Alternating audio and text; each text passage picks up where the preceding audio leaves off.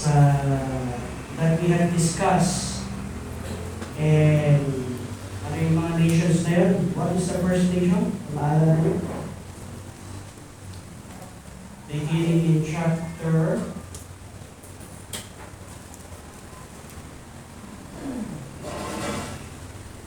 25. Yung mga Amorites, the Moabites, the Edomites, the Philistine, tapos chapter 26, the Tyre, tapos 28, Sidon, and then we are at 29, Egypt. Ang unang i-vehicle, Egypt. So bago nila na-create ang e-vehicle, meron na sa Egypt. Egypt.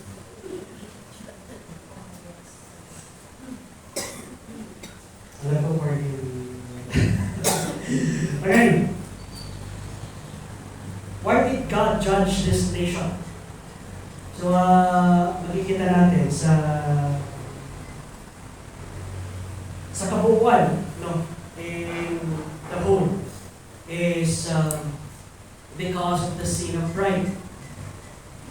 Now, alam ko katatapos ng bagyo natin dito sa Pilipinas. And marami talagang nasalanta, no? And maraming nasira, maraming ilan ba namatay? According sa report, ilan ang namatay sa bagyo?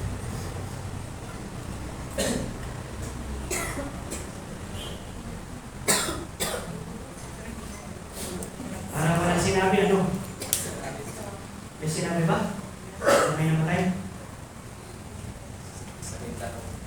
Pero maraming nasira. Oo, maraming nasira. And what is the cause of that? Sabihin niyo, what is the cause of yung bagyong Karina? Of course, normal na magkaroon ng bagyo sa Pilipinas. Talagang daanan naman tayo ng bagyo. You know? Pero, ano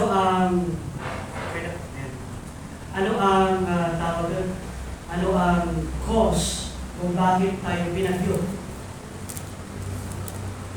Because this is one God's judgment. Typhoons, earthquake, calamities in each country is God's judgment. So there must be a cause. No, kasi may effect. Ang effect nun is yung bagyo Karina. So what is the cause? What do you think is the cause? Think 40 days before. Pride parade. That's the cause. Pride. God hates pride more than ever. Alam natin yun. And that's the number and the first seed that has been done. Not in heaven, not in earth. Pero yun ang first seed na nangyari sa mundo. In heaven. Pride. So when people celebrate sin, God will judge. God will judge. Bakit kailangan natin i-celebrate ang sin? Diba? It's pride. So, kaya napansin niyo sa mga bansa na nag-celebrate ng mga pride, mga pride parade, yung mga ganyan, ay talagang malakas yung mga bagyo na pinupunta ng Panginoon. Example na lang sa Brazil. Naalala nyo yun, ginawa nila sa Brazil. And they celebrated pride. And anong nangyari? Diba? God caused a deep and strong typhoon na pumunta doon sa kanilang country. Ganun din pagdating sa atin. Kaya nga, kung titingnan natin dito sa atin, no? At least, mga landslide, parang natural lang yung mga landslide natin dito. But, there is a cost. There is a cost. Why did God judge this nation? So makikita natin dito, in the conclusion of 7 countries that God had judged. Now, dito tayo sa Egypt. 7 oracles against Egypt. 7 oracles against Egypt. The first is Pharaoh as a sea monster or crocodile is to be cast out, to be devoured, and nation is to be restored to lowly status after 40 years. So 40 years of judgment. Let us remember the number 40 is judgment. Hindi na bang buksan? 40 is judgment. So,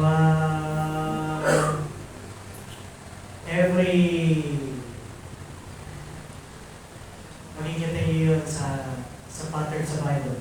40 years. 40 years. Yeah. Ilang taon pala sila sa wilderness?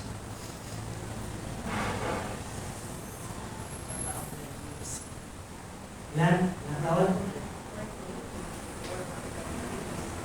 40 years? 40 years. 40 years sila sa wilderness.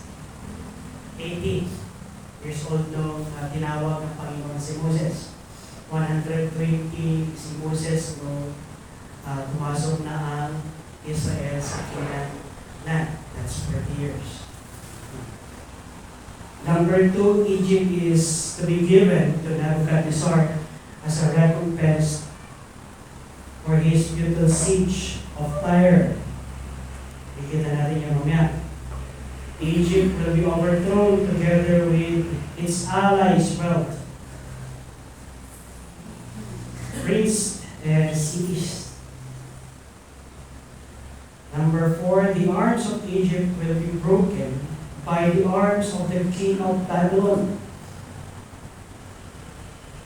Sige, kapayin mo na. Kapayin. Okay. Pero makakapayin din mo na.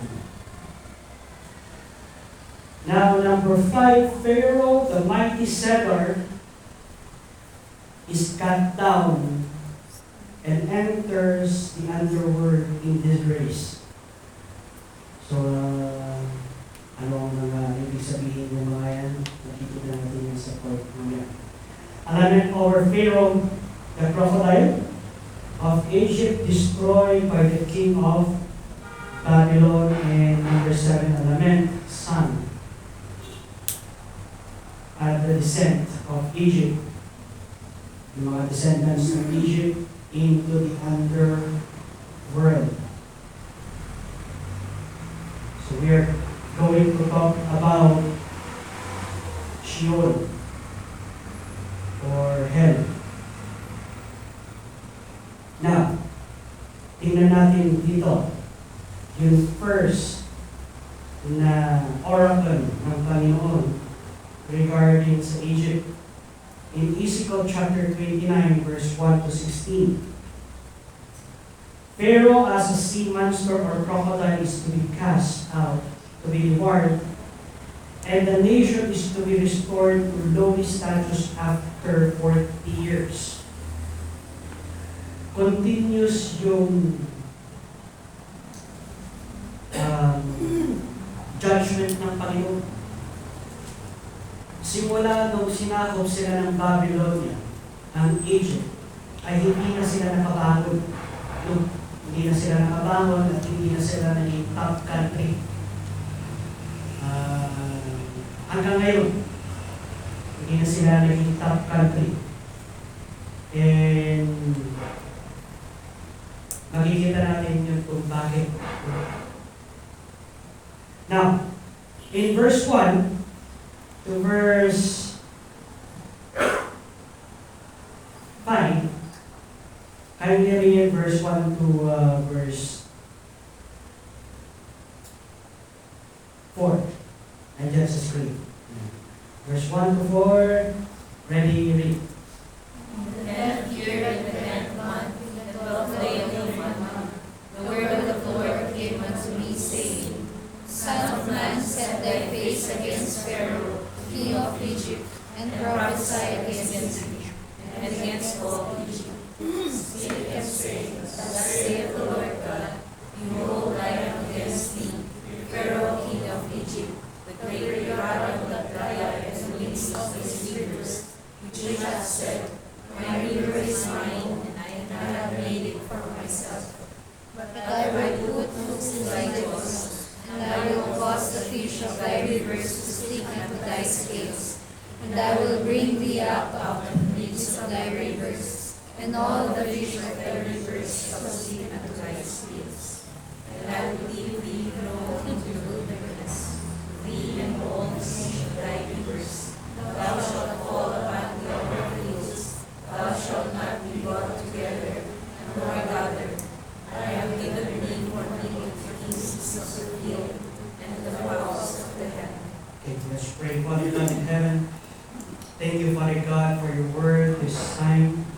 We do pray, Father God, that we would understand your word. Enlighten us, Lord God, to see why and what's the reason why you judge nations, Lord God. And we are seeing it in our eyes because of pride, because people are celebrating sin. We do pray, Father God, that at this time we would know you more in our life.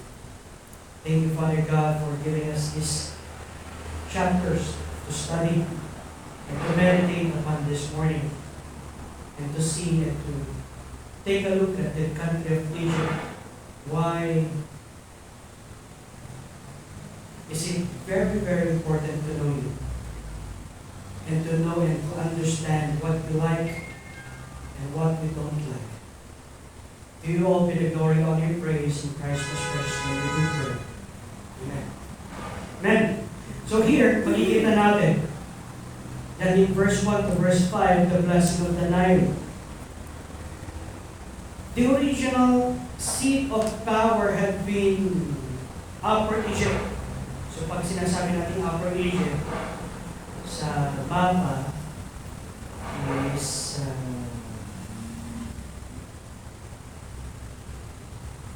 kung ito yung Egypt. Ito yung Egypt sa mga Egypt.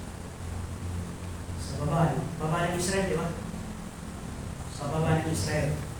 So pag sinasabi natin Egypt, dito yun sa taas. So yung malapit sa Israel, that is north. Ang basis talaga ng Panginoon pa rin pagdating sa north at south is Israel. So yun ang basis. So Upper Egypt, Pharaoh, at this time, yung Pharaoh dito is si Pharaoh Hupra. Yan.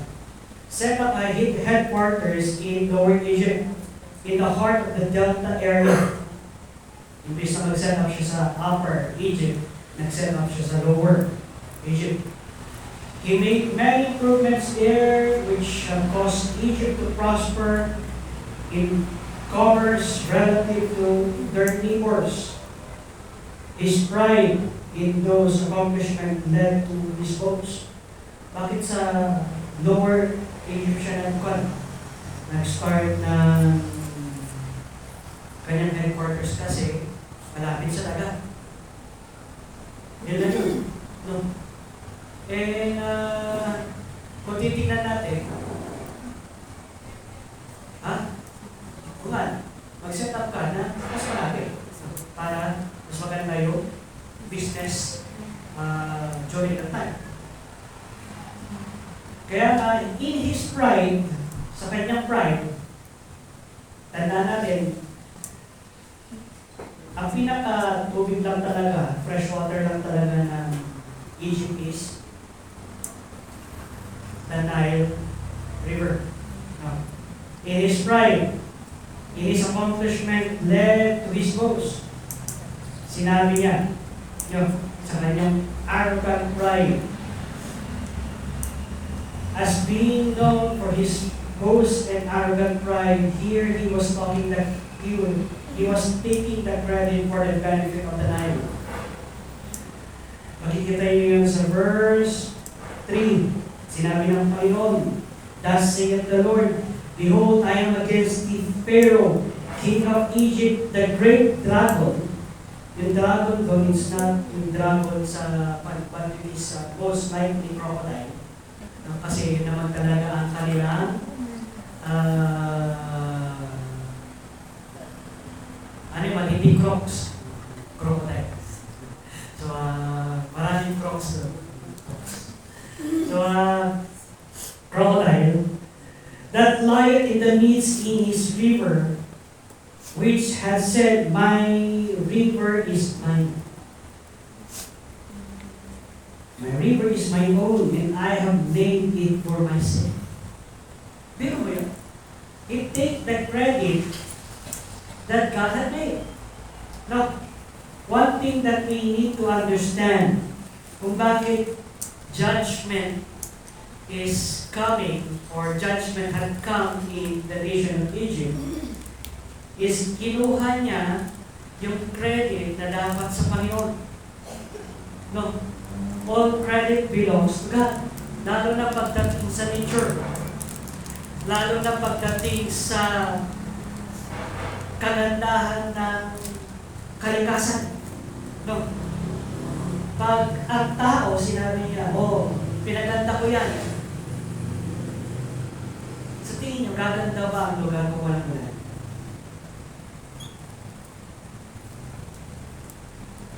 Would you think Philippines would be beautiful without rain? Of course not. No. Kailangan pa rin natin ng ulan. And walang ulan, brown lahat, ano mangyayari? It's a desert place. So here, Pharaoh is taking upon himself the credit that God had made. Ako gumawa ng Nile River. Galing. So, kaya nga, strike number one. When a nation boasts that they had made a natural thing their own, God will judge. Take a look at this. Ewan ko sa latest pa. Kasama pa ba ang rice terraces sa 7 Wonders of the World? Kasama pa rin ba? Hindi na. Bakit?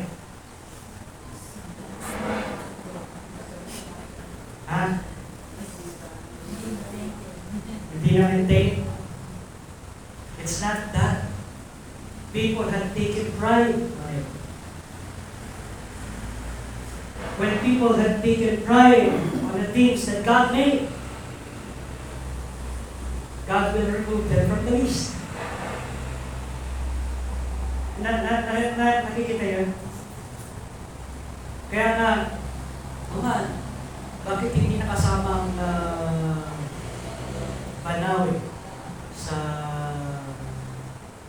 Mount Terraces, sa 7 Wonders of the World? It's not just because they had not maintained, because God had not given them, hindi sila binigyan ng Panginoon ng wisdom to maintain those things.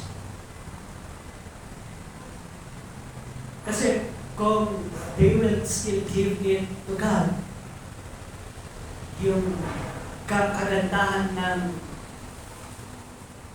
rice terraces, I think until now, kasama pa rin sila sa listahan ng 7 Wonders of the World. But hindi. Ang nangyari is they have taken credit. When a nation had taken credit on what God had made, they would be removed from this. Ganon din pagdating sa ating pamilya. Ganon din pagdating sa ating buhay. Pag tinake na natin yung credit, if we had take the credit on what God has accomplished in our life, God will remove that from the list of His blessing. Kaya nga, lahat ng victory, lahat ng tagumpay natin sa ating buhay, all glory, kaya nga sinabi ka na, all glory belongs to God. Yes. Kaya, when we take a look at Egypt, yes, they have been prospered. Isa sila sa mga top nation before. Pero can you say that they are still in the top nation now? Hindi. No. Kaya yung mga, alam ng mga siman ko mga to. No? Pagpunta nila sa Egypt, ito ang pinaka-most corrupt na country sa mga seafarers. Lahat may tawag doon, may kikip. May kikip. Lahat, ano Tagalog ng kikip? May lagay. No, lahat may lagay. Pag bumaba mo doon, lalagay mo lahat. Pag check nila yung barko, kailangan malaki na lang. Hindi lang kailangan malaki na lang eh. Kukuha pa sila ng mga items. Ito ng mga seaman na dumadaan sa Egypt. Napakakurap. Tapos kurap nation pagdating sa trade sa dagat ay Egypt. Pero dahil ito, hindi na sila bumangon. Kaya kung may iba silang choice na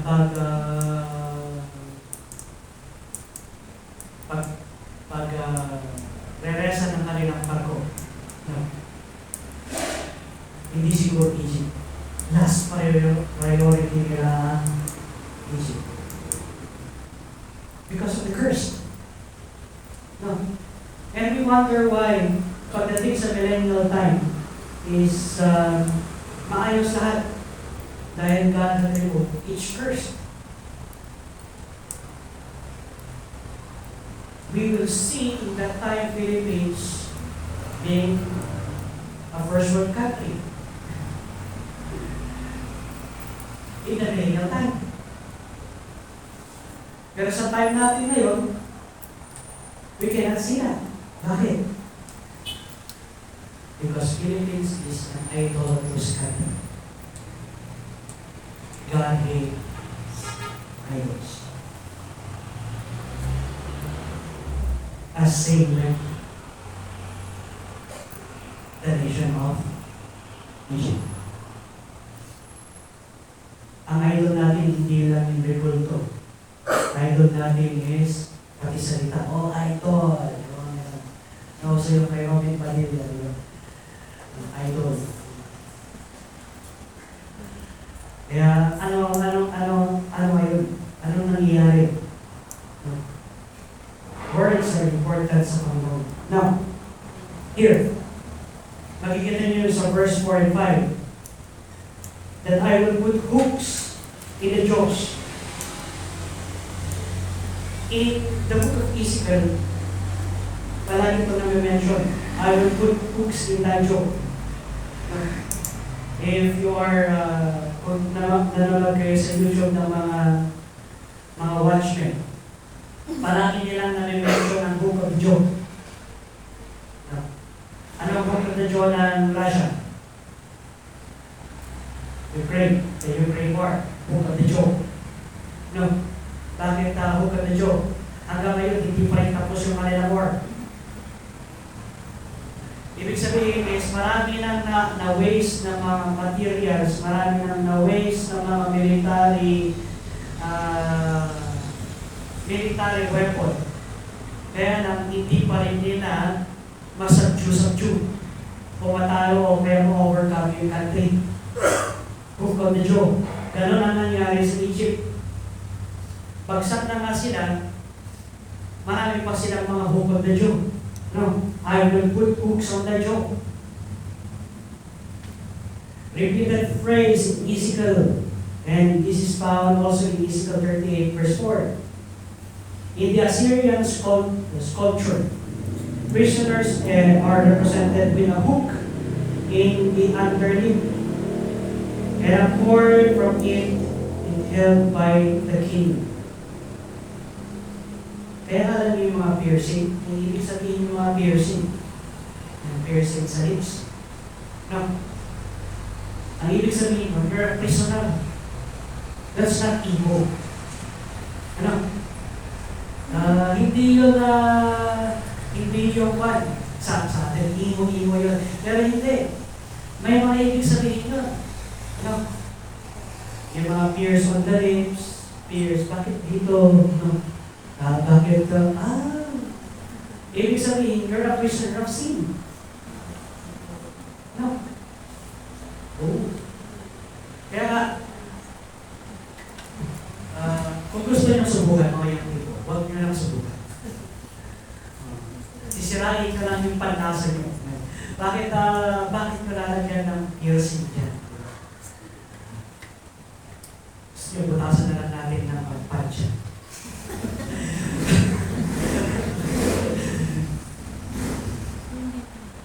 Pero at this time, ang ibig sabihin nila at this time is art. It's not art. There is a historical background on each piercing. Kaya nga, lahat pa ng piercing may historical background? Yes. Ano yung ibig sabihin na piercing sa tenga na malaki? Okay, malaki. Hindi yung earring sa, yung malaking pierce sa tenga. Alam niyo yung ibig sabihin na? Loyalty to our master. Yan. Di ba ginagawa yun ng mga Jew sa kanilang mga servant? Pagkatapos na nila ng 7 years in service, yun not paid the servant, no, slave. Yung slave na hindi paid. For 7 years, papakawalan nila yan. They will give them freedom. Eh kung yung slave na yun ayaw niyang umalis sa kanyang master, sa kanyang amo, ang gagawin ng kanyang amo is he will place yung kanyang tenga doon sa may door, yung sa pintuan, sa butas ng keyhole. No? Sa keyhole. Ayan, keyhole. Yan, tapos doon nila ipipierce yung tenga ng kanilang slave. Ibig sabihin, I will be loyal to my master until I die. Yun. So, kung nagkaroon sila ng ganitong piercing, saan sila loyal? Kayo sila loyal. Diba? It is like this word. Let us remember that there are historical backgrounds of piercing. Hindi lang yun. Makikita niyo yun sa chapter 5, sa verse 5. Sa Egypt, napaka-importante ang proper burial. If you want to study the theology of death, no, study Egypt. Kasi napakarami nilang teaching pagdating sa death. Kaya pag sinabi natin mami, ano ang unang nasa isip nyo? Egypt. No? Mummified. Pag sinabi mami, hindi yung nanay nyo. So, di ba? Oo nga. Bakit kaya? Bakit kaya Egypt? Because sa kanilang culture, an improper burial is considered to be, sabi ko na hindi sila, they will not pass through life eternal. So that is their belief. Yung kanilang paniniwala. Now, improper burial was considered a fearful fate in the ancient world, especially to the Egyptian. This is superstitious belief. Kaya nga, battles are won because pag in-study niyo yung mga superstitious belief, ay pwedeng manalo ang isang gera. Gusto nyo manalo sa isang Islam country, anong gawin nyo? Idip nyo lahat ng bala nyo sa dugo ng baboy. Ano yun? Tapos, yun ang gamitin yung pangkarit sa Islam. At sabi nyo, lahat ng aking mga bala ay nakadip sa dugo ng baboy. Halal sa kanila yun. So, ibig sabihin, pagka pumasok sa kanilang sistema, pumasok sa kanila yung dugo ng baboy, hindi sila makakapasok sa langit. Ginamit to ng mga British against Islam.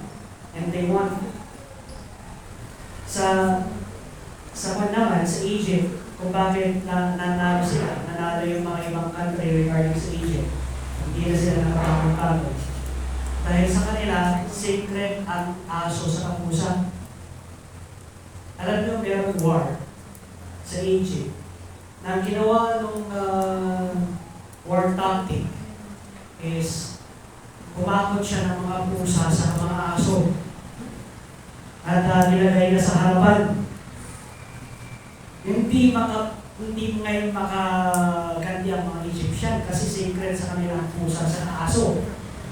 Anong nangyari? Natalo sila because of their superstitious belief. Now, kaya it's a book of their own. No. It's a book of their own. Ganun din pagdating sa mga Kristiyano, marami din tayo superstitious belief. Di ba? Huwag magawa na, hindi na pusa, makamalas mo yung araw. Pero wala na ako narinig bigyan. Pero, noon, marami. Yan. Huwag ka magbigahin na sa Holy Week, ang araw na pagbiyahe. Friday, ano? Bakit Friday? Nadidisgrasya ka daw. So, it's a superstitious belief. Diba? Eh ngayon, dahil wala ng superstitious, wala na masyado, dahil sila nagdahil. Diba? Pero noon, ay, Friday, hindi yung birthday. Hindi maganda. Yan, hindi ka pwedeng maligo. Kaya nga, here are what we call Satan tactics. God had given us freedom. Tandaan natin yun, binigyan tayo ng Panginoon ng freedom. And it's not regarding superstitious belief. No. Dito sa Cordillera, ano ang pinaka-superstitious belief natin dito sa Cordillera? Pag may napanaginipan akong ancestor ko. Di ba? Nagpaparte ako ng baboy. Sa lahat pa. Tapos pag maganda ka na okay. Pero pag hindi maganda yung atay ng baboy, kasali. So, ano ba ang basis ng magandang atay? Nag-liberate. Di ba? Kaya anong nangyayari? Ang nangyayari, imbis na makatipid. Imbis na maging maganda yung celebration is lahat-lahat. Or imbis na sabihin mo ng maging maayos, lahat-lahat. Why? Because of superstitious belief.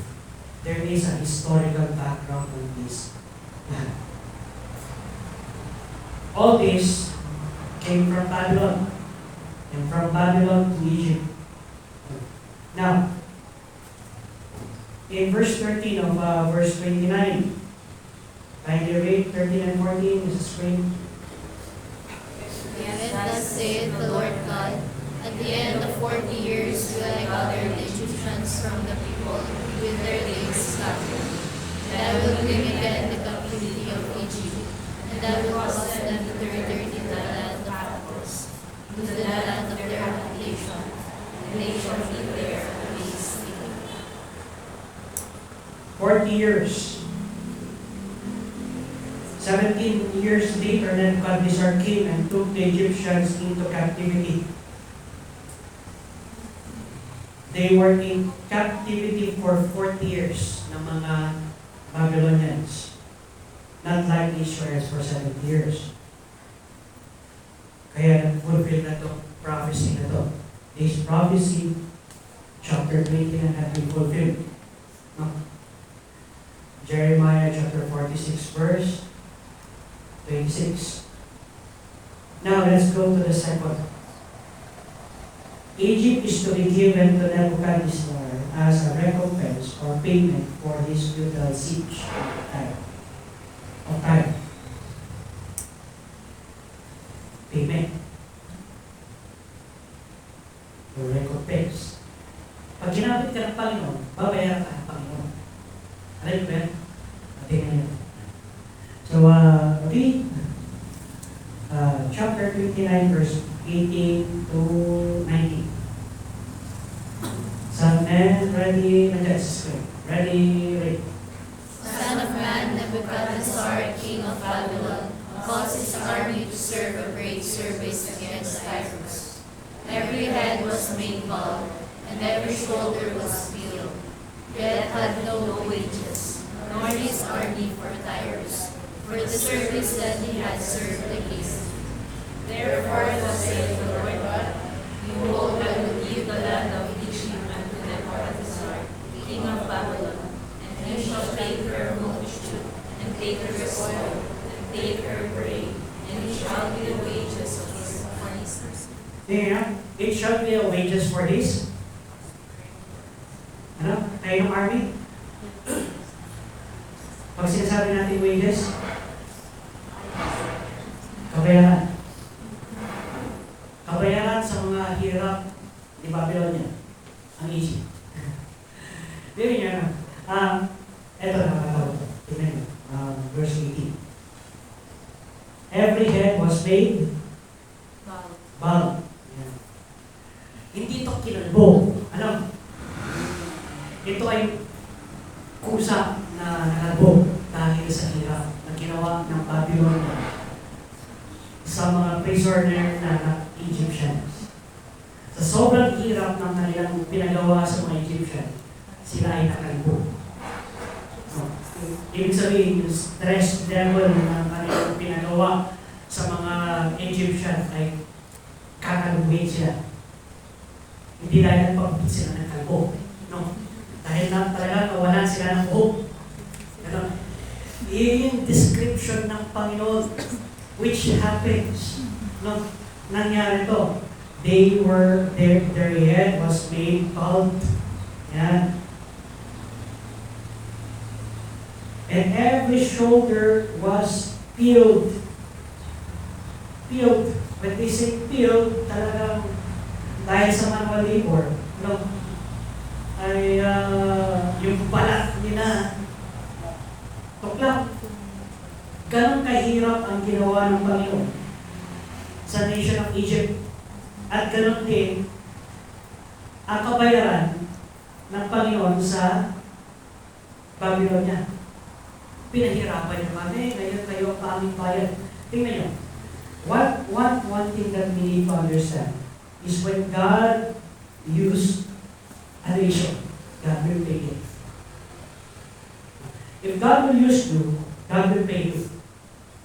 Amen? Kung gagamitin ka ng Panginoon, kahit ikaw ay kahit individual, if you are going to be used by God, God will pay you. Why? Because God is our rewarder of them that diligently seek Him. No. Rewarder ng Panginoon. God is delighted to give rewards.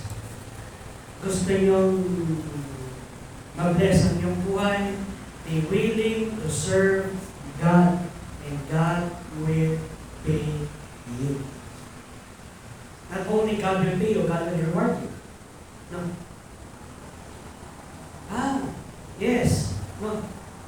Hindi mo makita sa iyong wallet, pero makikita mo yan sa iyong buhay. That God is a rewarder of them that diligently seek Him. I'm not saying that si Nebuchadnezzar at ang kanyang empire is diligently seeking God. No, hindi naman sila diligently seeking ng Panginoon. Ginamit sila ng Panginoon, ngayon binayaran sila ng Panginoon. No? Kaya nga when God use, God will pay. Kaya in verse 19, doon sa last phrase, and take her spoil and take her prey, and it shall be the wages for his army. Pag sinasabing wages for his army, yung mga Egyptian na dating slave traders, sila nga slaves.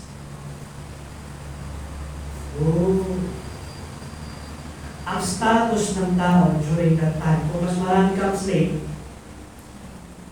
mas mayaman ka. Nakikita yan? The more slave you have, the more marami kang magagawa sa slave mo. Pwede mong tanimin ng 24 hours a day. Tanim ka. Wala ka pang binabayaran ng tatanim. Yan. Slave. Kaya kahit sila yung mayaman during that time, dahil marami sila slave. No? Pero kung naman, wala kang binabayaran, tapos kumikita ka na no, sa farm mo. At the same time, ano bang nangyayari sa'yo?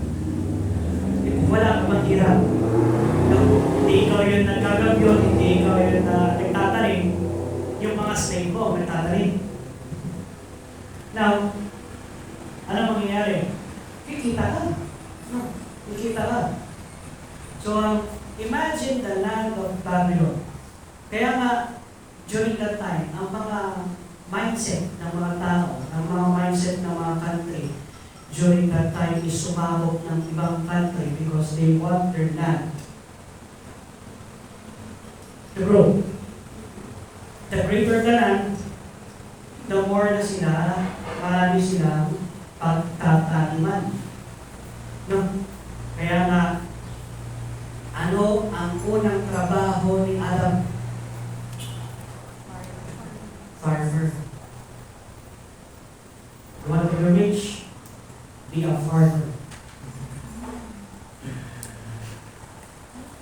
Ganun yun. During that time, be a farmer. Kaya nga, isa sa mga hindi pwedeng alisin na trabaho is farming. Pero dahil sa panahon natin ngayon, marami ng professional. Ano nangyayari? Konti na ang farmer. Anong mangyayari sa country kung konti ang farmer? Shortage ng food. That is what Satan wants. Magkaroon ng shortage ng food. No. People want to see and calculate. Yan ang katotohanan. Ang gustong trabaho ng mga tao is to sit and calculate. Diba, mga masarap kung may kinakalculate kayo. No? Hindi masarap kung ikaw rin papawis. Yeah. Pero the intention ng Panginoon is a balance thing. May balance. Ang balance doon is, mas malaki yung farm mo, mas marami ka kikitain. Now, here, kaya nga sila ang naging wages for this art. Now, when God will use you, God will pay you. Isang oracle, isang payment, isang judgment ng Panginoon sa Egypt is naging slave sila ng Babylon.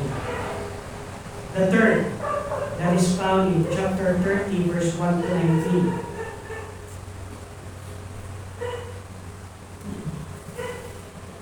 Hindi ko na isa-isa yung mga verses, pero you can read it. Yun yung kanyang word. The third is all phases of Egypt's life to be published on the day of the Lord. This makes it prophetic. Ito lang ang the third oracle, kung babasahin yung 29 to 32. Ito lang ang walang date. Yung mga iba, yung first oracle may date. May date na sinet ng Panginoon. Yung second oracle ng Panginoon, may date na sinet. Pero pagdating dito sa third, walang date. Ang date is the day of the Lord. Anong day of the Lord? Araw ng Panginoon, Sunday. Day of the Lord. The day of the Lord or the day of wrath. It is found in Ezekiel chapter 7, verse 7, Amos chapter 5, verse 18 to 20, Zephaniah chapter 1, verse 7, 14, Isaiah, Joel, and this has changed the breadth of the horizon before us. Ito, yung makikita natin sa judgment ng Panginoon sa Egypt. This is the day of judgment on sin and the final doom of the hidden world. So hindi lang Egypt ang ma-judge dito, lahat ng countries. So the day of the Lord, of which Egypt is representative. Bakit Egypt?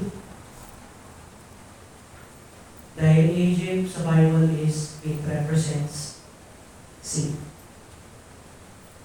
It represents sin.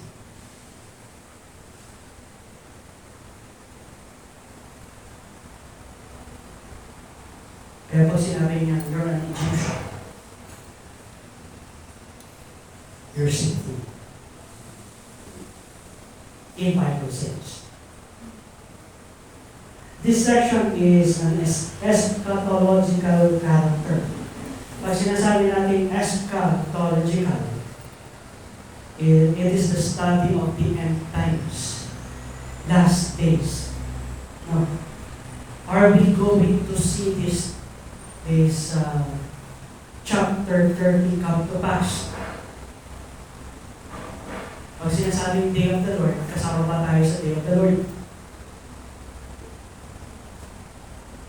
Sa tingin nyo, kasama ba tayo sa wrath ng Panginoon?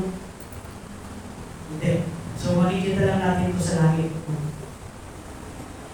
Hindi natin ito makikita sa lupa. Kaya this section, the eschatological character, is only one that is not dated among the oracles ng Panginoon for Egypt. It consists of 4 oracles, each beginning with "Thus saith the Lord." Tingnan natin yung mga. Verse 2, verse 6, verse 10, and verse 13.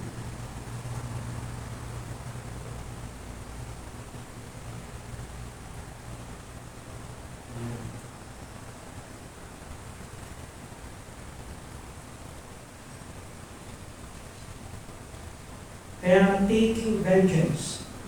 The judgment on Egypt is the beginning of worldwide judgment on the hidden enemies of God. Now, it is coming to light, it is coming to our understanding. Isa sa mga pagkakaintindi natin dito is when the fullness of the Gentile has come. No? ay simula ng judgment ng Panginoon sa at that is already the start ng judgment. So kung if you would study this eschatological character, kailan ba ginudge ng Panginoon ang Egypt?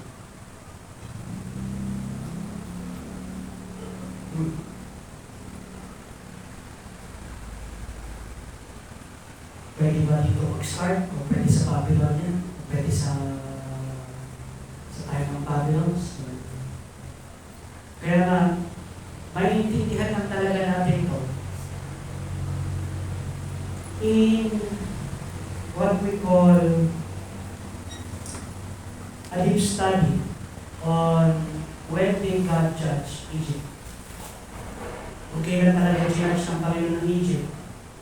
And of course, you cannot calculate it na talagang, ito na yan na kung kailan judge ng Panginoon ng Egypt, ito yung simula na surely patapos na ngayon.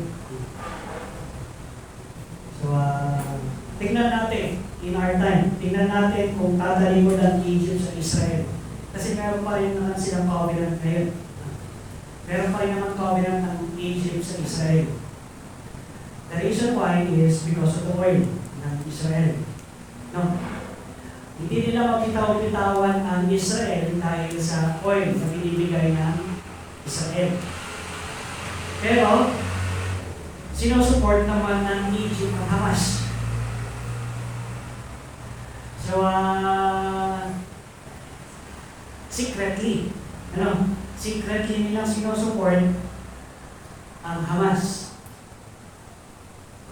Kaya pagdating sa war sa Gaza, diba? Sa Gaza sa magkalapit yan, Egypt, Gaza. Yan. Now, makikita nyo dun sa border ng Egypt, mas mataas pa kanilang wall kaysa dun sa wall ng Israel. Bakit? Alam nila ang ugali ng mga Hamas. No? Kaya ang ginagawa nila is, sinusuportahan nila ang Israel. At the same time, sinusuportahan nila itong mga grupo naman, may mga group sa Egypt na sinusuportahan din naman ang Hamas. When this would become publicized, na talagang sinabi na ng mga Egyptians, or their president would say, we would support Hamas,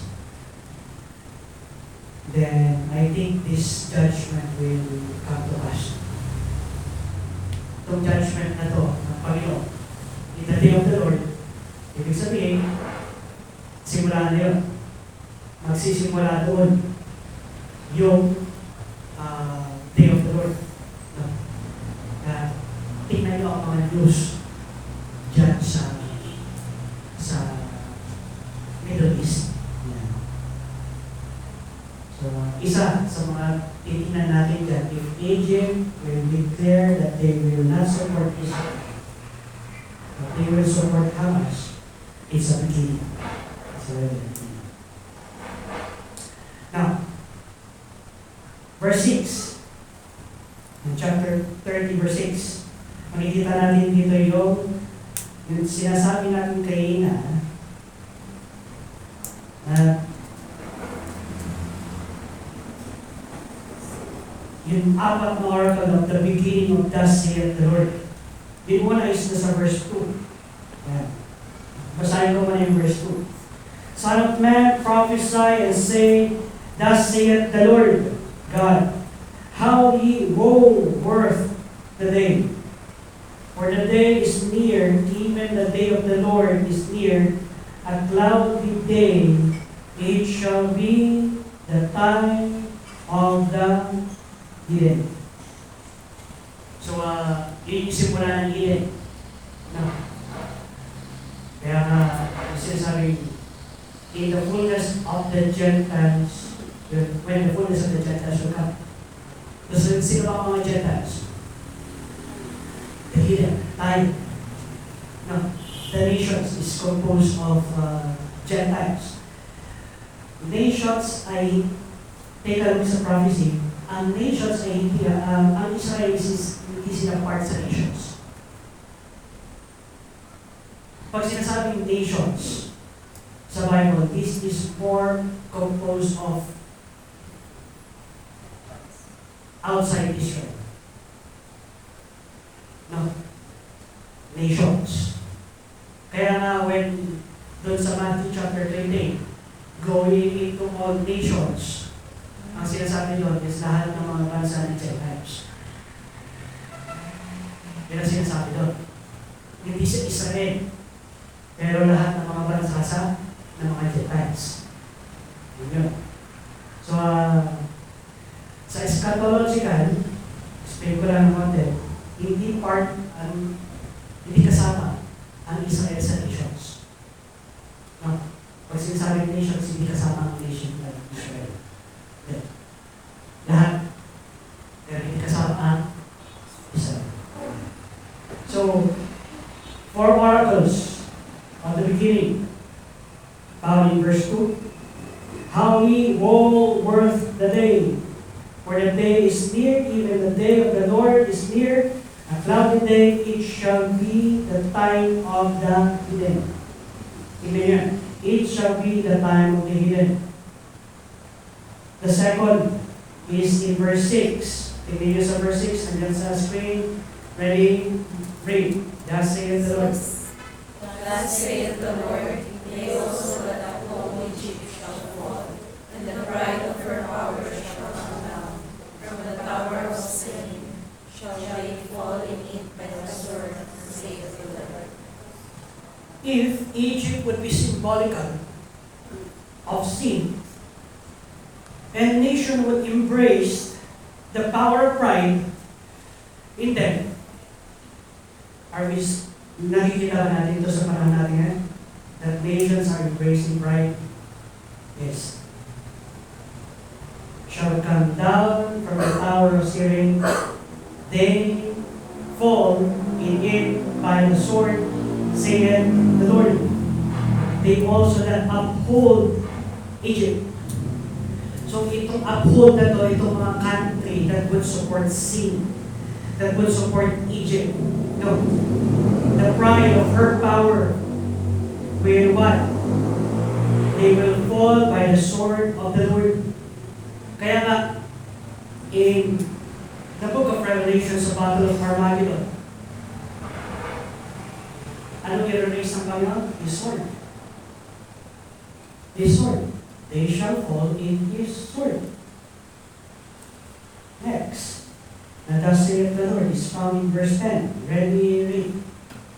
Thus saith the Lord, I will also make the multitude of Egypt to cease by the hand of Nebuchadnezzar, king of Babylon. His people with him, the terrible of the nations, shall dwell as a destroy the land. And they shall draw their swords against Egypt, and fill the land with slain. Thus saith the Lord, I will also make the multitude of Egypt to cease by the hand of Nebuchadnezzar. Which happened? Nangyari na to. Next, and thus saith the Lord. Thus saith the Lord God. I will also destroy the idols, and I will cause their images to cease out of law. And there shall be no more a prince of the land of Egypt, and I will put a fear in the land of Egypt. I will put the fear in the land of Egypt. Kailan ba magiging mawawalan ng mga presidente?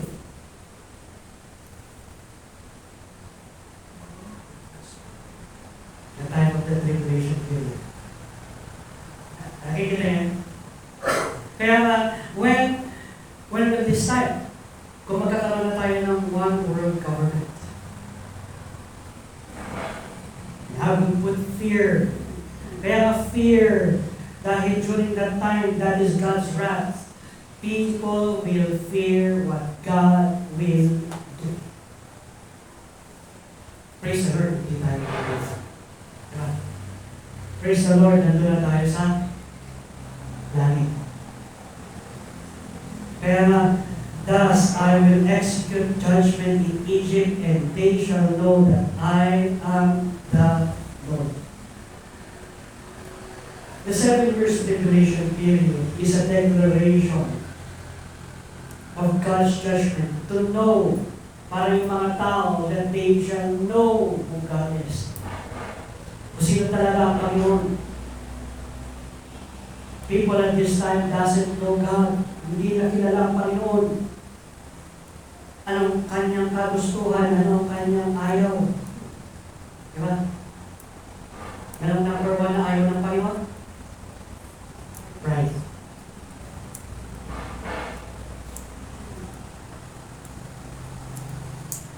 That's why,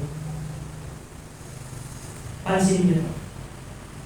Bakit tumitindi at mas malalakas yung mga bagyo na tumarating sa mundo?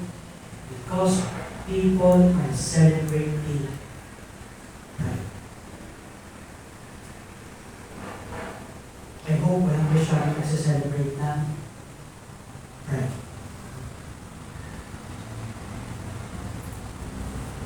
Are you with me? Yes, okay. Next. Ezekiel 30 verse 20 to 26. Number 4 tayo.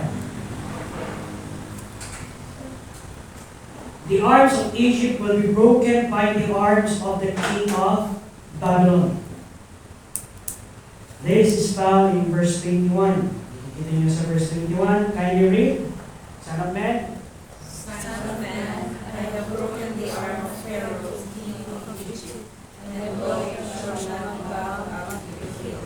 I took a roller to bind it, to make strong Moses. Pag sinasabing broken arm, hindi kanta. Broken arms. Yung konti lang nakakarinig yun yung broken arms. So, di ba? May kanta kasing broken arms. So, ito mayroon ito hindi talaga. Napakinggan niyo yan? Hindi pa rin. Pero, pakinggan niyo, broken arms. When the Bible is telling, when Ezekiel is telling broken arms, ito makikita natin. Pinakamagandang classic example dito at napapanahon na example is si Biden. Bakit? Bakit si Biden? Bakit si Biden, Pastor?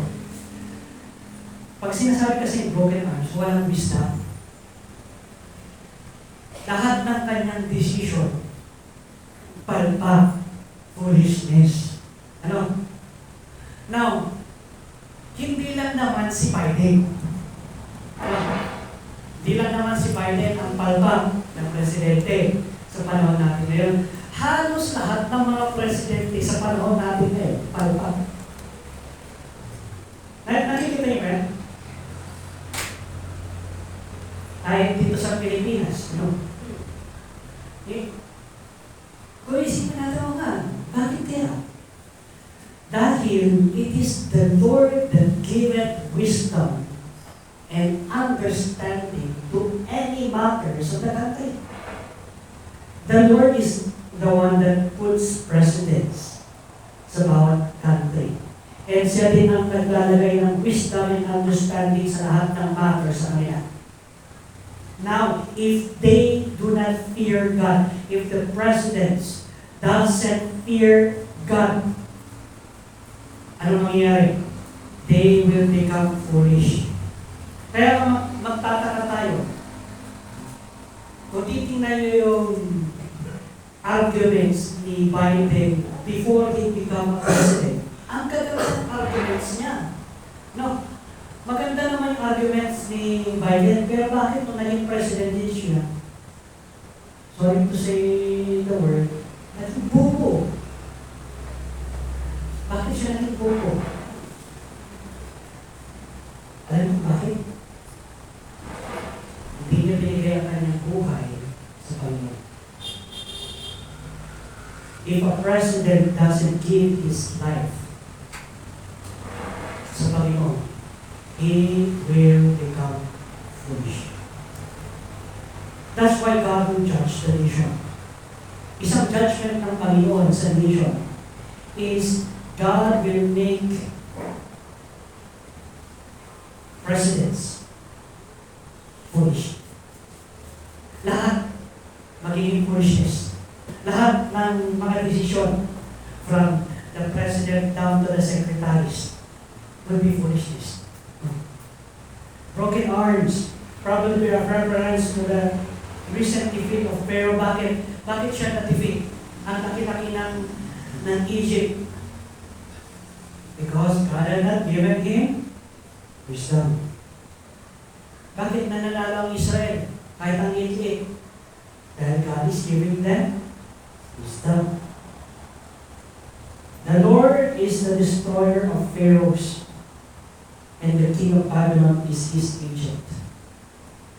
Let us remember it is the Lord that gives wisdom and understanding. Kaya ng Proverbs chapter 1 verse 7. Anong Proverbs 1:7? Yun. The fear of the Lord is the beginning of wisdom. Matakot ka sa Panginoon. You reverence God and God will give you wisdom and understanding.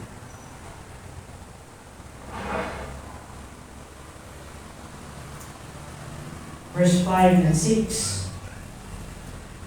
Verse 5. Verse 5. Sorry. Hindi yun verse 5. Number 5 yan. Number 5, oracle. In chapter 31.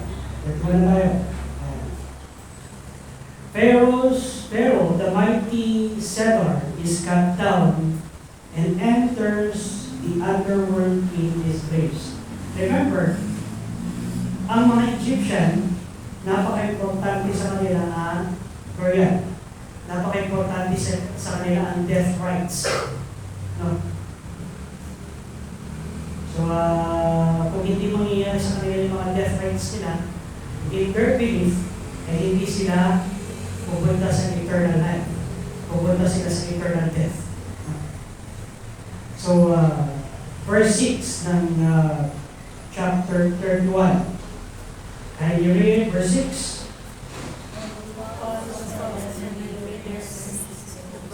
And under his branches did all the beasts of the field bring forth their young, and under his shadow dwelt all great nations.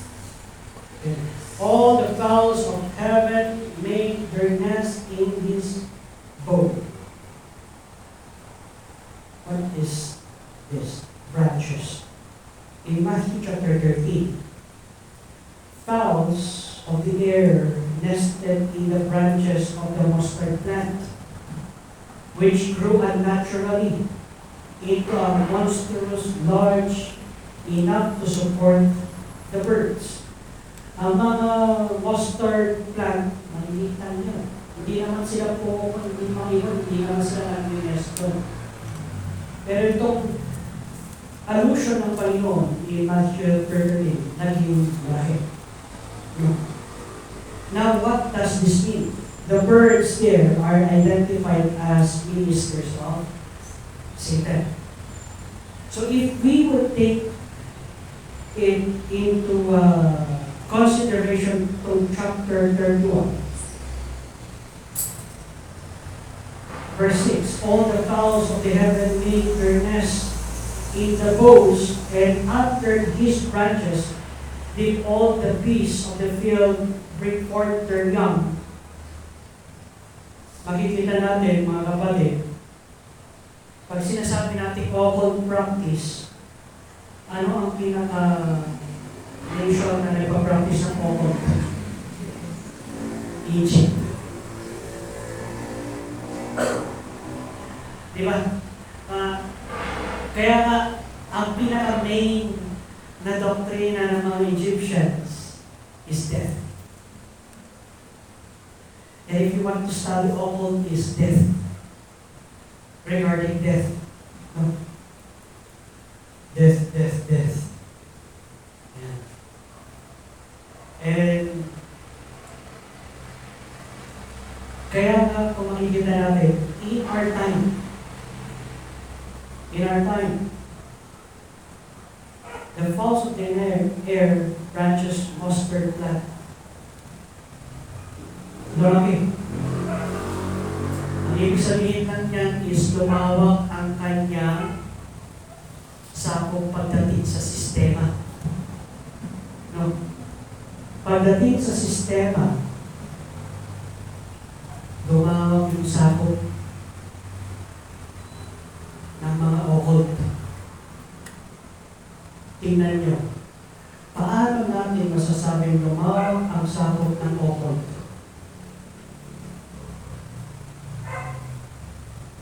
Let me give you an example. Ano ang mga games natin ngayon? Regarding sa mga orc, elf, undead, ano ba?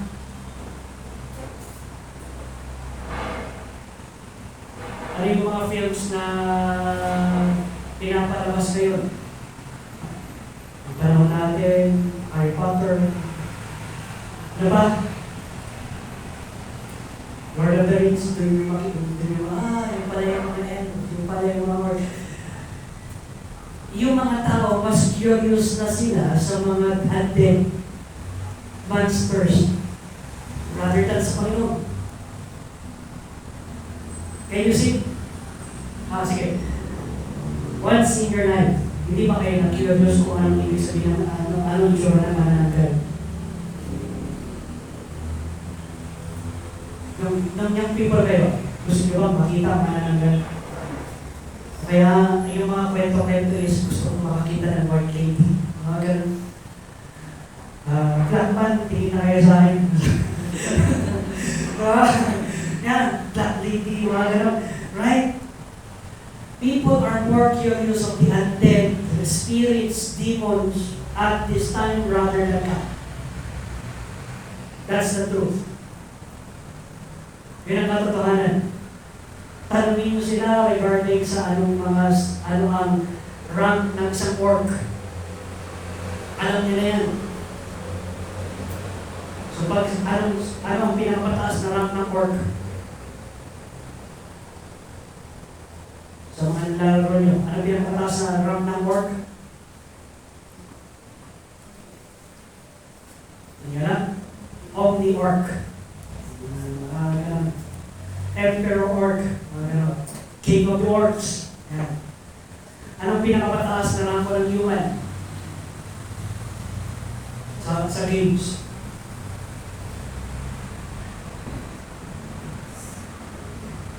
Alam nyo? Pinakapataas na ranko ng human? God daw, God. Tapos, pinakapataas na ranko ng mga undead, Demon Lord. Nakikita yan? Mas curious ang mga tao ngayon sa mga undead rather than sa Panginoon.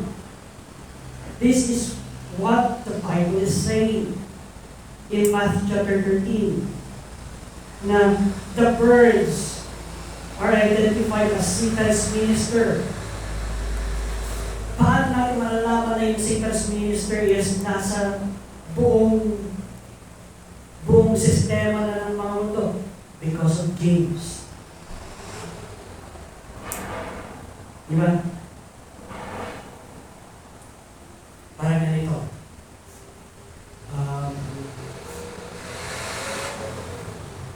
Ano ba ang game natin noon na kinahihiligan? Pinaka-game lang naman na kinahihiligan ng tao noon sa panahon namin, Mario. Kung natapos mo na yung anong stage yun? Hanggang stage 8 lang ka. 8 ba? O 10. Hanggang 8 lang. Hanggang 8. O, pag natapos yung stage 8, okay na. Fulfilled ka na.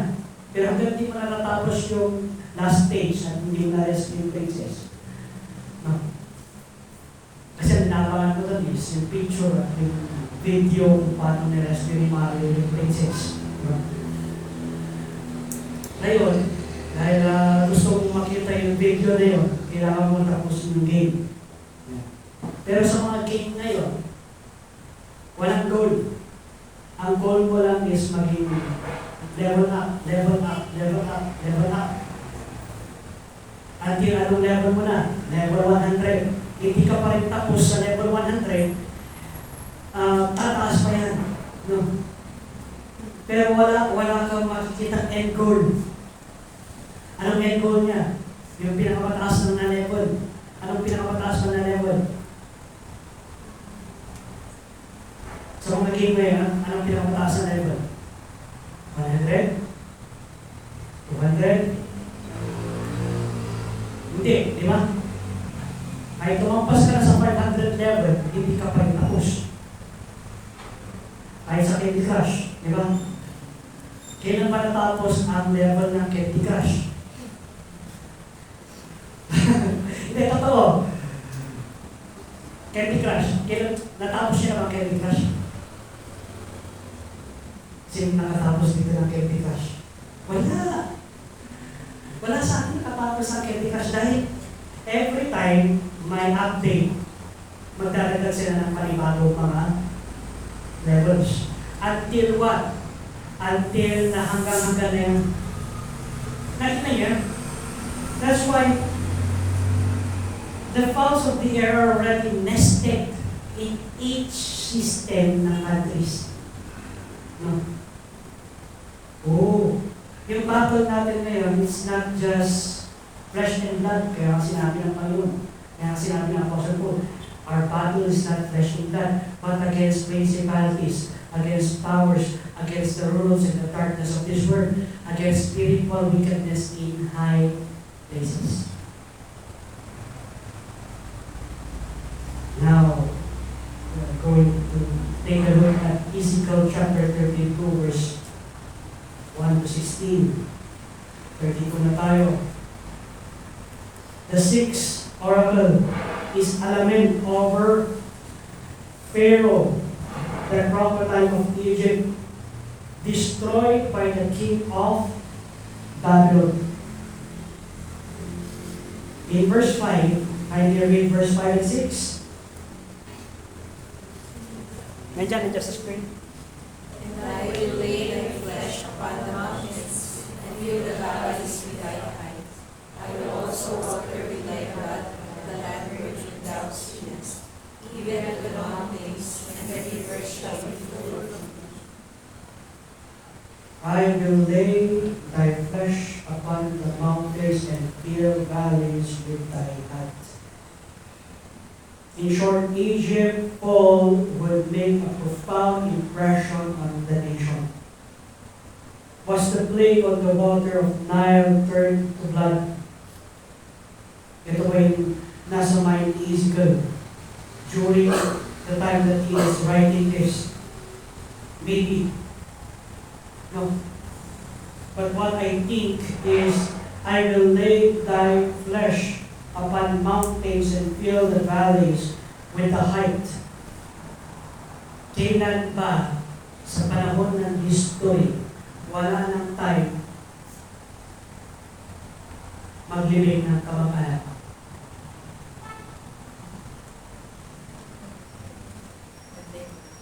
Earthquake, calamities, right? Pero pinaka-profound sa Bible is tribulation period. They would have no time to bear even their death.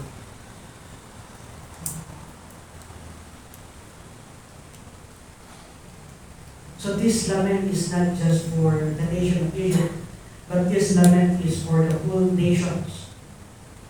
Lahat. And this will happen. This will happen.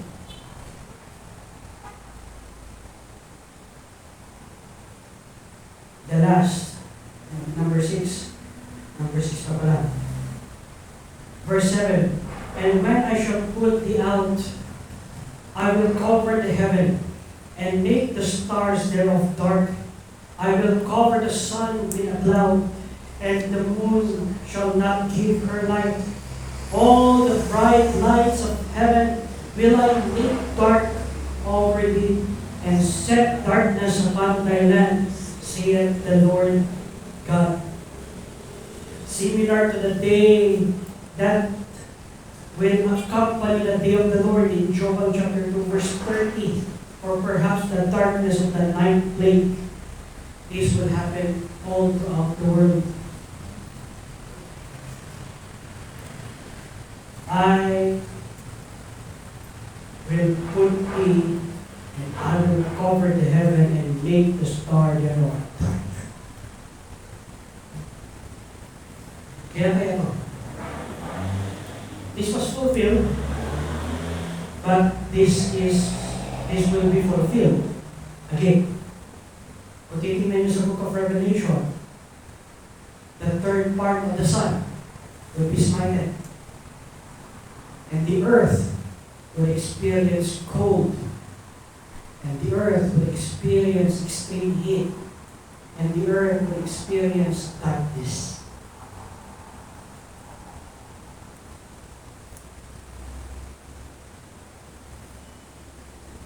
Kaya nga, 7 namin. 7 judgment din ng Panginoon. 7 seals, 7 trumpets, 7 vials. Now the 7th. This will be a tour to Sheol. The 7th and final oracle against Egypt contains the most graphic portrayal of the pit of Sheol in the Old Testament. Ano yung 7th oracle? Tingnan natin ito. It is international. Sheol is the international abode of the dead, full of graves. Pag sinasabi natin in the Old Testament, ang Sheol is, let's just make it as round. So, ang Sheol, composition niya sa Old Testament is, dito sa baba, is hell. Ano? Ito yung hell. Yan. Tapos may great gulf. No? Hindi pala siya horizontal, vertical na siya. So below. On the left side is Hades or hell. No? On the center is the bottomless pit, or what we call the Great Gulf, in Luke chapter 16. And on the right, that is paradise. No? Noong Old Testament yan, magkakasama yan. Paradise at impyerno. Magkasama. Sa isang bilog. No? Sa isang bilog. So, magkasama yan. So, yung sa gitna is bottomless pit, or what we call the Great Gulf. Pero when Jesus Christ died on the cross, and He resurrected, no, na-resurrect ang Panginoon, etong mga nasa paradise went up to heaven. So that makes hell much more larger. Nakita niyo? So, mas lumaki yung impyerno. Bakit? Kasi itong paradise, tumaas. No, kasama sa resurrection ng Panginoon. Nag-resurrect ng Panginoon at nag-ascend ng Panginoon, kasama yung paradise na pumunta sa langit. Kaya nga ang Kristiyano, pag namatay, Hebrews 9:21 and Hebrews 9:27, as it is appointed unto man once to die, after this the judgment.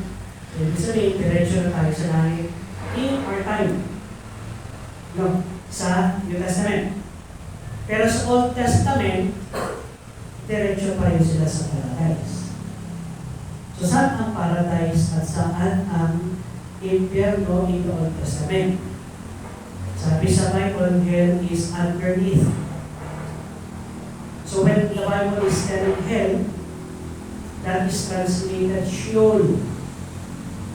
At pag sinasabi natin Sheol, yun ay composition ng Hades, Great Gulf, and Paradise.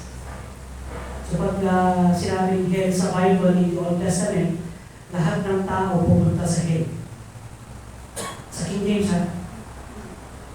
Ibig sabihin lang doon is hindi sa impyerno ang punta. Ang punta nun is, it's either sa paradise part or sa Hades part. Nakita niyo? So, clear? Ito yung Hades. Ito yung paradise. Kaya nga when Jesus Christ said to the thief on the cross, "Today thou shalt be with me in paradise." Saan yung paradise during the time na namatay si Jesus Christ? Sa baba. Underneath. Ano? Underneath the earth. Sa baba. So, pumunta sila sa paradise. Kaya nga si Jesus Christ nag-preach siya sa impyerno. Nag-preach sa impyerno. Pag sinabi mong nag-preach sa impyerno, wala siya sa Hades. Nandito siya sa may paradise at nag-preach siya doon sa mga taong nasa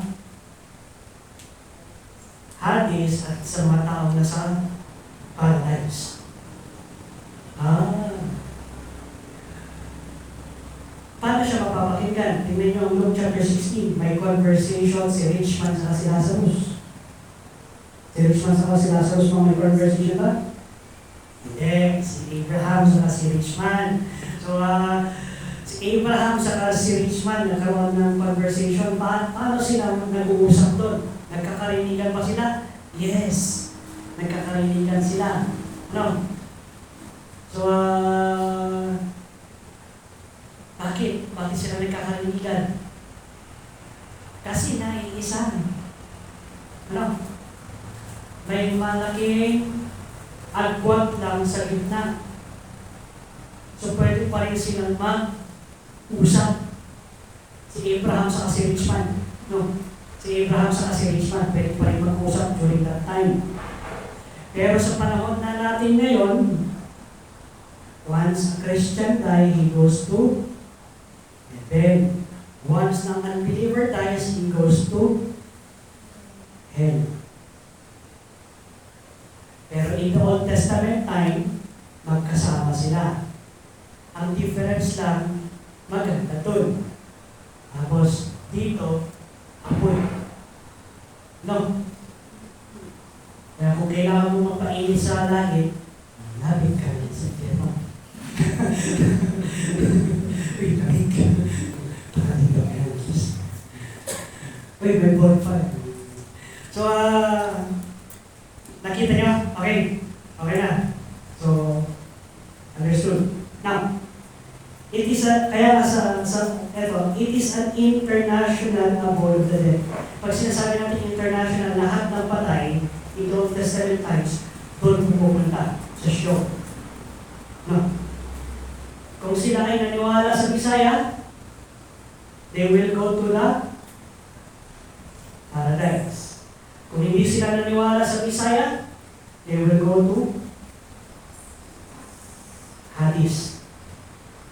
And people with nations once vital will be there. No. Nations are in the places of honor or dishonor. So, ibig sabihin, it's either. So, ano ang mga nations sa Bible na nakikita nyo that honors God? One classic nation. A nation that honors God. Maliban sa Israel. May pwede ko kayo ma-mention? Alam niyo kung anong nation? The nation of the one that he did not, sabihin mo ng, the king of righteousness and peace. In Genesis 14. Anong nation ba?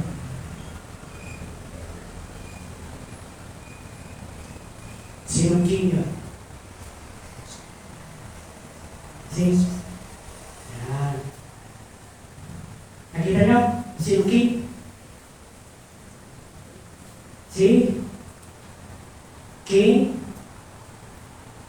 Wala yung pinalo. Sige, ito guarda sa alam nyo. Ayan. Sino?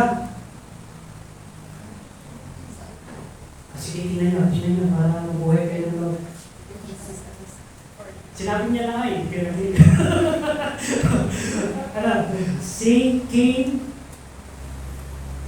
Who's the king? Genesis 14. King of righteousness and king of peace. See? Melchizedek. The country. See, Melchizedek pa yung country pa ni Melchizedek is honoring God or dishonoring God? Of course, honoring God. Kaya nga king of righteousness and king of peace. No. Kaya etong mga nations are in place of honor or dishonor. Ibig sabihin, if the president or the king of that time is honoring God, he will be placed in paradise. In honor sa Panginoon. Or kung hindi, he will be placed in this honor. King on the thrones are surrounded by their subjects. So, makikita nyo yan, kahit yung mga subject nila, if the king is following God, the nation is following God. If the king is not following God, the nation also is not following God. Kaya warriors are buried with their weapons. Kaya nga ito yung di ba? Bakit sa mythology, or hindi pala sa mythology, sa mga pinapanood yung film na kagaya ng mga Vikings, bakit kailangan nilang hawak-hawak ng kanilang weapon pag sila'y namatay? Hindi nga? Kasi pag hindi nila hawak ang kanilang weapon, they will not go to Valhalla. Sige, panoodin nyo ulit yung Vikings. So, kung napanood nyo na yan. So, makikita nyo doon sa scenario doon. If a warrior dies, he need to hold his sword or he need to hold his army, yung kanyang weapon. Kasi it is a belief. It's a belief of the Egyptians. Hindi lang Egyptian. It is a belief during that time, if they would not hold their sword, they would not go to Valhalla. Pero sa atin, bilang mananampalataya, we're already holding our sword. Ano yun? Ano ang sword natin? The Bible. What is our sword? It's not the Bible. The Word. Di ba? Sino Word?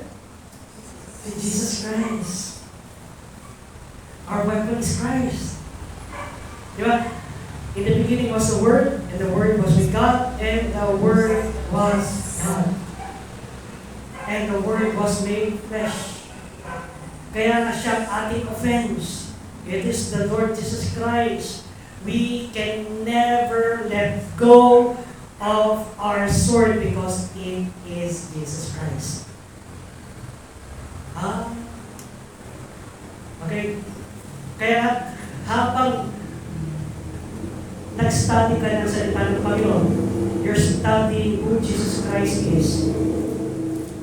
Ibig sabihin, lalo nakakabit yung iyong kamay sa iyong espada. Sino ang espada? It is the Lord Jesus Christ. Is our sword, the sword of the Word. Each armor represents the Lord Jesus Christ. Helmet of salvation. Sino nagbibigay ng wisdom? Jesus Christ. Sino nagbibigay ng breastplate of righteousness? Jesus Christ. Sino magbibigay sa inyo ng belt of truth? Jesus Christ. Sino magbibigay sa inyo ng shield ng faith? Jesus Christ. Sino magbibigay sa iyo ng Word? Jesus Christ. Search the Word for in them you will know eternal life. Sino magbibigay sa iyo ng shoes or shod with the preparation of the gospel? It's Jesus Christ. All armor or parts ng ating armor is Jesus Christ. Helmet of salvation, breastplate of righteousness, belt of truth, shod with the preparation of the gospel of peace. sword of the Word of God, shield of faith. And ang pinakamalakas na weapon is what? Prayer. Prayer.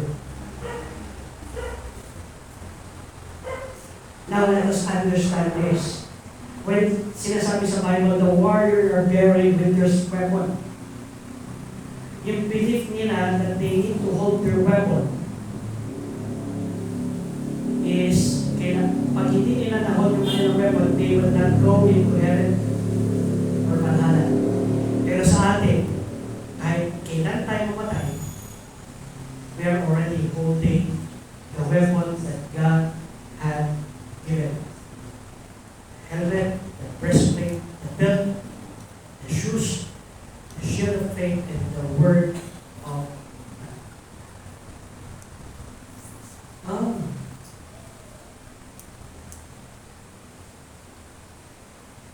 Under their heads. Kaya if they will be buried, yung weapon nila, it will be under their head.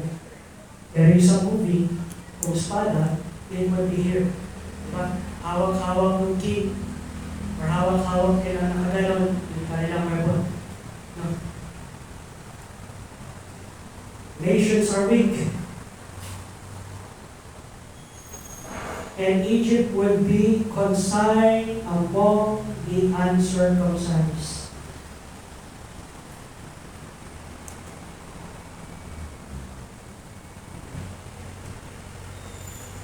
The seventh, Alamed son at the descent of Egypt into the underworld. Descent or yung mga generation or yung mga anak ng Egypt. In verse 27 and 28, can you read?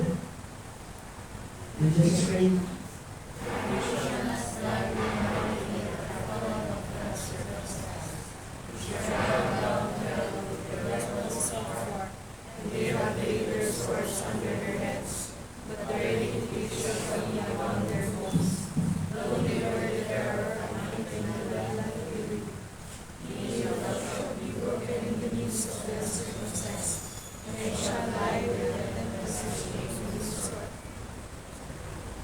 Mighty land of the living. Where is the mighty land of the living?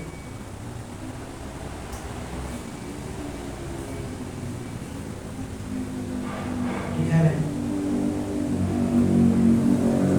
Though they were the terror of the mighty land of the living.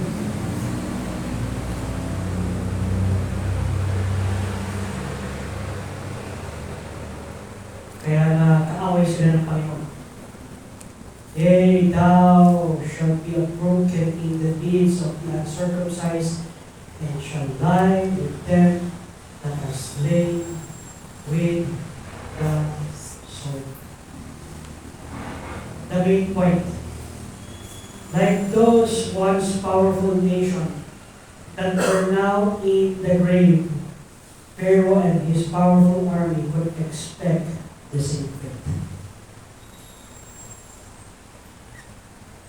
That's why in the scripture, we will see a final battle that will come. Every nation will be gathered at the battle of Armageddon. And they will die with the sword of the Lord. If they are against sa Panginoon, they will die with the sword of judgment. Now, it is interesting to see, to understand the know God, what God likes and what God doesn't like sa isang nation. Isa lang naman ang gusto ng Panginoon sa mga nation. That all glory belongs to Him. That's the reason why we are made kings and priests.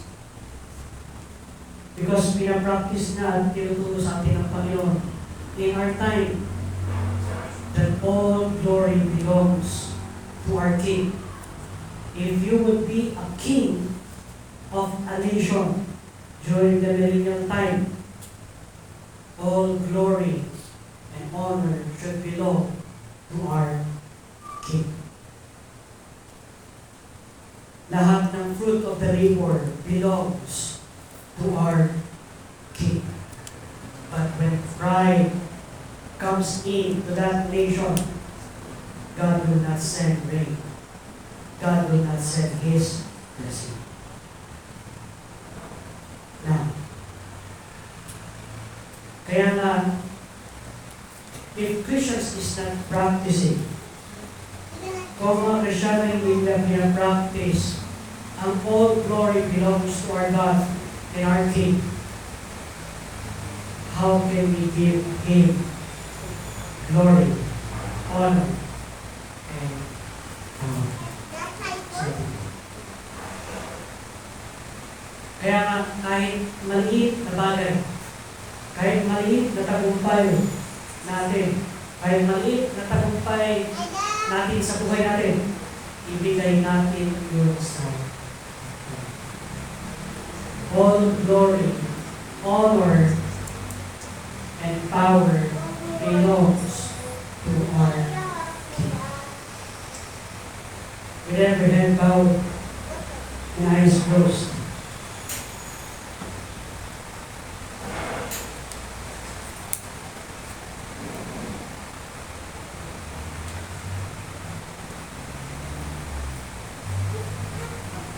we see, nakikita natin that our nation,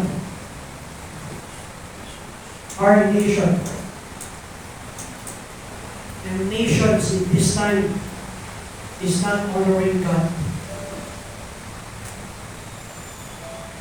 They're not giving Him the full glory that He deserves.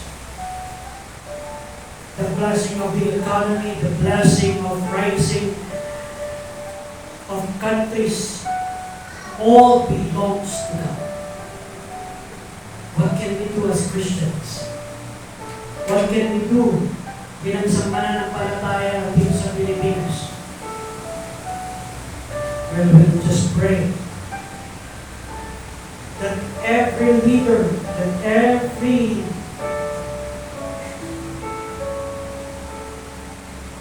leader of this country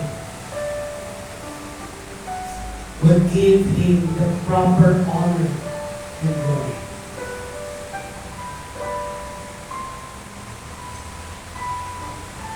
The burden in the end times. So talagang papunta na ang mga bansa that they will get the glory and honor.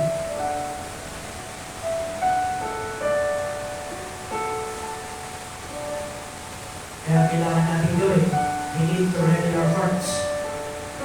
Lord, if you will give me a kingdom, if you will give me a nation to rule, if you will give me a city to rule, let it be that that city will give glory, honor to your name. Make it a commitment that if God will give you a nation to rule, you will make that nation, you will make that city to praise, glorify only one and true God, the Lord Jesus Christ.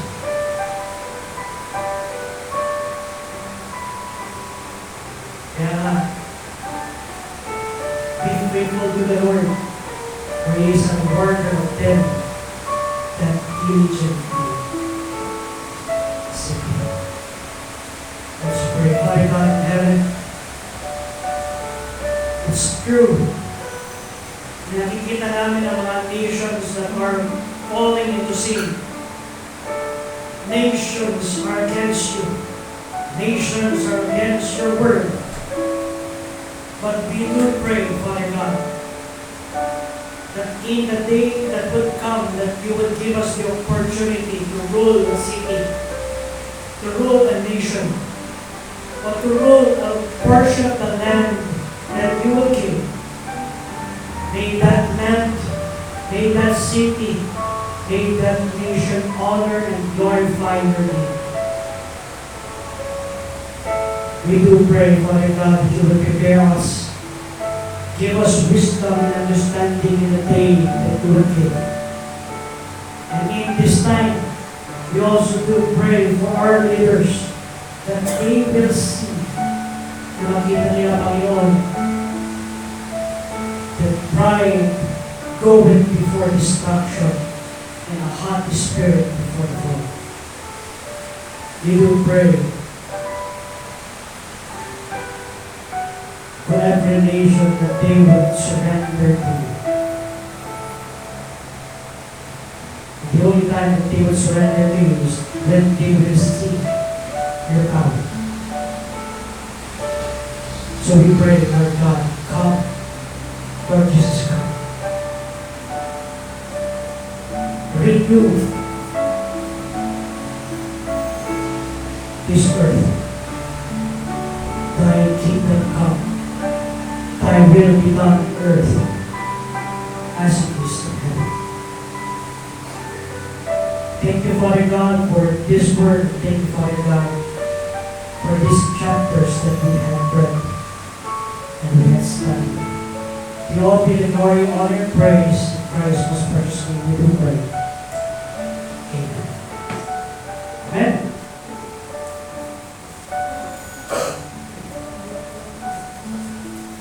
Now, ay 33 na tayo sa susunod.